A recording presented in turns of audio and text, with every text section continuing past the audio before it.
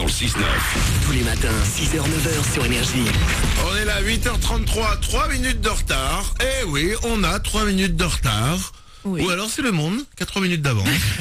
Faut voir. Rihanna et David Guetta, c'est pour vous juste après les infos maintenant.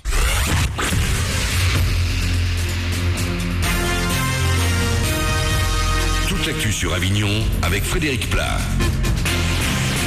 Bonjour à tous, encore un peu de soleil avant le retour des nuages. Le soleil qui va se montrer tout au long de cette journée. Les nuages prendront la relève avant ce soir. Ils pourront donner de la pluie. Au thermomètre, le mercure va rester stable vers les 16 degrés. C'était la météo sur Énergie Avignon avec Centerfête, le spécialiste de la fête au Pontet. Chaque mois, c'est le même constat. Le taux de chômage n'en finit plus de grimper. 22e hausse consécutive en février avec un bond de 0,6%. Le double en Vaucluse, plus 1,2% et désormais plus de 34 000 personnes sans aucune activité dans notre département. Près de 3 200 000 personnes cherchent du travail à l'heure actuelle dans le pays. On est quasiment au niveau du triste record historique de 97.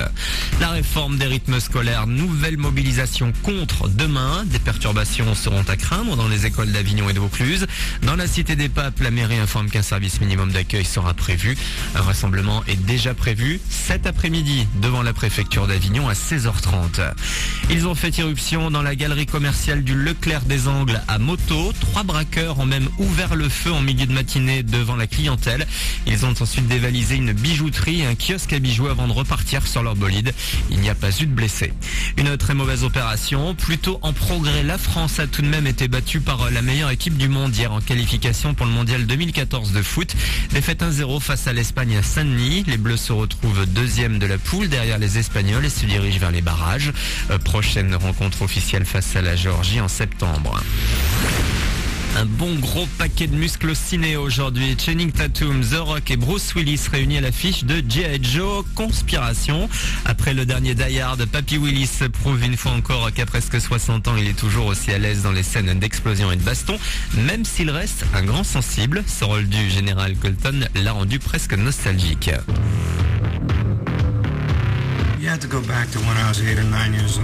Ce rôle me renvoie en enfance quand j'avais 8 ou 9 ans. Je m'amusais avec les jouets G.I. Joe et Action Man. Et pendant une quarantaine d'années, c'est resté un jouet sans voix, sans parole. C'est donc un honneur pour moi d'incarner ce Joe Colton, le général qui va former un commando de G.I. Joe. On a tous adoré travailler sur ce film et on aimerait bien en faire un autre. Et Bruce Willis dans G.I. Joe Conspiration, c'est dans les salles avignonnaises dès aujourd'hui. Voilà pour vos infos, bonne matinée.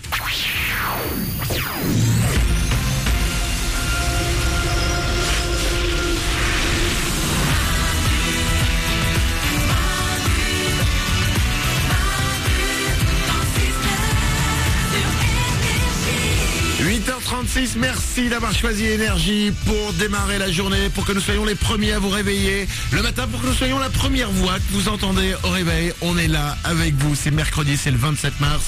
Petit tour du studio, rien n'est au standard. Oui, bonjour. Moral et la réalisation. Bonjour. Nico du web s'occupe de notre site internet, de Facebook et de nous trouver des vidéos qui parfois ne sont pas à mettre entre toutes les mains. Stéphanie n'est pas là aujourd'hui exceptionnellement parce qu'elle est malade de la songine depuis hier. Elle sera peut-être là demain, elle sera peut-être là après-demain. Elle attend de retrouver sa voix. Oriane au standard. Je l'ai eu au téléphone, sa voix devient un peu moins Barry White. Elle se féminise un peu, c'est bon, ça commence à aller mieux. Écoute, tant qu'elle fait pas Barry White pour de vrai dans la vie. Je rappelle qu'il est plus avec nous, Barry White. Alors ça va. Mourad, notre réalisateur. Moi je suis désolé, moi j'ai un diagnostic des médecins qui est plutôt alarmant. Ah, ils disent quoi? Qu'on la reverra peut-être plus. Mais n'importe quoi. Alors ça c'est pas le diagnostic du médecin, c'est le diagnostic du patron. 8h37, le Super 06 arrive dans 3 minutes, ce sera juste après Rihanna et David Guetta. Et tout de suite, je vous ai promis que nous allions parler de sexe. Nous allons en parler, mais pas n'importe quel sexe. Le sexe chez les dinosaures. Oui les amis, il est temps de parler de sexualité chez les dinosaures. Je remercie Marion qui m'a envoyé ce mail ce matin, manu@energie.com. Merci à toi Marion. Écoutez bien cette info. Des scientifiques allemands qui apparemment ne bossaient pas sur des trucs très très importants se sont intéressés au sexe chez les dinosaures. Jusqu'à présent, on était à peu près sûr qu'ils faisaient ça comme les chiens. Vous voyez, le mâle qui arrive par derrière la femelle, elle voit pas, et boum, tac, hop, il est comme ça. On pensait que tous les dinosaures faisaient ça, mais en fait, ces chercheurs allemands qui ne lâchent pas qui se disent on va aller jusqu'au bout de nos recherches, on va s'intéresser aux zizi des dinos. Eh ben, ils se sont rendus compte que pour plusieurs espèces, ce n'était pas possible. Pourquoi ? Parce que chez plusieurs espèces, dont le stégosaure, que j'ai découvert, merci, eh bien en fait, ils ont des pics sur leur queue. La femelle a des pics acérés sur leur queue. Ce qui fait que si le mâle arrive par derrière pour essayer de faire l'amour à la femelle, boum, il s'embroche sur la queue de la femelle. Donc il ne peut pas lui faire l'amour. Oriane au standard ? Ils font comment alors? Ils font que des préliminaires? Eh ben, il faisait la position du missionnaire. C'est-à-dire la femelle en fait sur le dos, allongée comme ça, et le mâle arrivant sur son ventre. Nico du web. Je vais dire à Manana ce soir, viens, on fait le stégosaure. Par exemple. Et voilà comment on apprend les positions sexuelles, le Kama Sutra des dinosaures. Oriane au standard. Est-ce qu'on sait s'ils avaient des orgasmes ou s'ils poussaient des cris particuliers? C'est quoi un orgasme de dinosaure? J'en sais rien. Ah, parce que j'aimerais bien savoir le cri qu'ils pouvaient J'ai faire. encore jamais pécho de dinosaure. Mais c'est pas ça la vraie question. La vraie question, c'est de savoir s'il y avait des fellations. Ah ouais. Vous avez déjà vu la tête d'un dinosaure? À mon avis, il bouffe la... Voilà. Beaucoup trop dangereux. Allez, 8h39.